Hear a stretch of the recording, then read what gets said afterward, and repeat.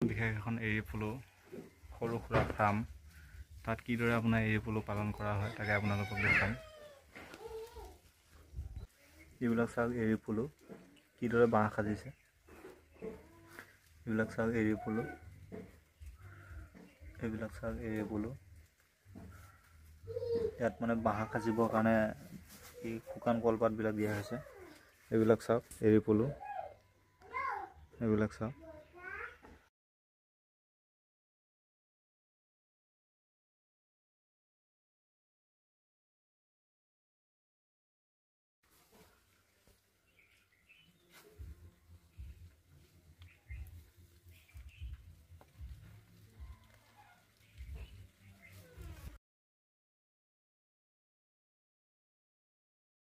লগতে আম পাত দিব লাগে।